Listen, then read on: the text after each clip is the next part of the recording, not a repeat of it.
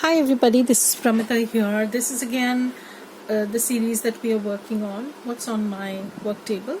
So currently I am working on this mini journal that I have, tea stained some papers. Now since I use digitally printed papers, they can withstand the tea or coffee stain after you have printed them out. But right now, since I am tea dyeing the papers, I thought I'd show you how I tea dye these printed sheets very quickly.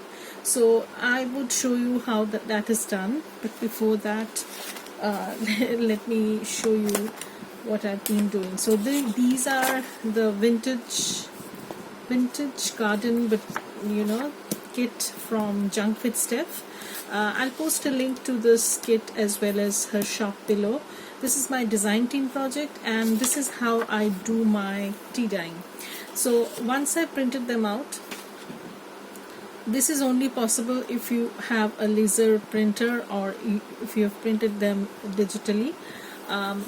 Don't try this on an inkjet print, because otherwise your prints are going to get all blurred and washed out, because that is soluble, like the ink dissolves. So what I'm trying to do over here is, this is my paper, and here I have a tea solution and a brush. So this is a cheat method. I have talked about this before, and when we are doing a lot of tea dyeing on printed papers, it's best to follow process like this. Now if I'm going to go over it, I have my brush. You can take a bigger brush, a thicker brush, a painter's brush for that matter, but I don't have that. So, and I'm do not have any intention of buying it. So I'm going to make do with what I have. I have always said that I don't buy a lot of stuff. I only buy stuff that I might need or use. So there's no space in my house to store things. I don't have a craft room. I just work at different places around my house. So I don't want to make everything messy and overcrowded. So, but if you have the space, if you already have a painter's brush, go for it. But you can pretty well do it with a brush like this. This is a flat brush. If you have a wider brush, it's better because it covers a lot of space. So this is how I have covered this up. So it might look a little bit runny or washed out, but don't worry, once it dries, it's going to be darker. And if you find that this is not dark enough, you can always go over with another layer. I'm going to show you the others that I have done. So let me put this away a little bit because I might spill. Okay, so this is how one of the sheets are looking, and this is how another of the sheet is looking. This is all runny, so I have layered them up on a piece of extra bit of towel so that they dry without messing up the whole space. I usually lay them around the towel, and I keep a sponge like this so that I can dab off extra bit if I feel. You can always do that, so it will give an extra effect also. So once this dries, and if I find that this is not dark enough, I might go over this once more. I don't make the tea solution too dark, because sometimes it after drying it becomes darker, so I don't want that. It makes the papers a little bit grungy. But even though I lay them one on top of the other, but after they have half dried, I just peel them off so that they don't stick together. So I'm going to show you another one, and I'm also going to show you what I've done. This is best done overnight. You can just tea dye them, spread them over an old towel or a thick piece of cloth, and just leave them to dry for the whole night, and you can come back in the morning and see that.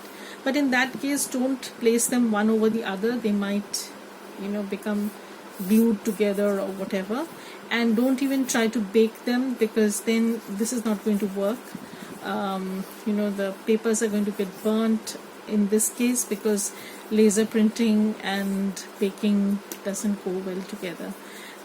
I'm speaking from my own experience. I have messed up before once, and I think once was enough. I don't want to do that again. That was really foolish of me. So this is how it's looking, and I'm also going to show you. I had tea dyed some papers. This is for my design team project for Artimaze. So you can see how they are looking. They're looking tea stained, but not too much. I might go over them once if I feel like this one is looking pretty nice with all stains and all, but I had left them overnight and they have dried up beautifully. So the best policy is to leave them overnight, and then you can come back and in the morning and see how they have dried. If you feel, you can go back once more with your tea solution. So that's how I do my tea staining for the the printed papers, not the blank A4 sized printer paper. That is tea dyed in a different way, very similar to this. I dunk them in the solution and then I just lay them on a piece of towel. I generally don't bake them. Sometimes I do bake them, I won't lie, but I do them in a microwave. I bake them in a microwave. I don't do it in an oven, because my oven is not that big enough to accommodate so many papers. I do them in batches, and when I do that, it takes up my whole day, literally from the morning to the night, and then I take another day to dry and iron these out so that I can keep them stacked. So that's how I do my tea staining on printed paper. So you can try this method. This is absolutely wonderful, takes very little effort, and once it dries, it looks beautiful. If you want to put any kind of stains, any kind of patterns, you can just place some things like this, okay, and just press a little bit and you'll see the patterns are going to form once they dry. So I can give you a feedback after today, tomorrow, how they have dried, and I can place various items like this, this piece of scissors that I can place, so like this, and then I can put some tea solution. So there will be some odd shapes. You can also put stencils just to create some interest. I'll show you how.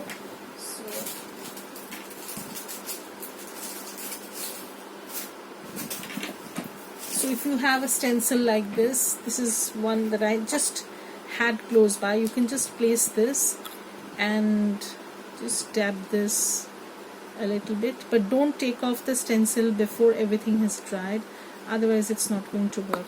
At least let this be semi-dry and then you can take it off. So I'm going to show you how these have come out tomorrow. So watch my what's on my desk tomorrow to see how things have come up. Bye everybody, have a great day.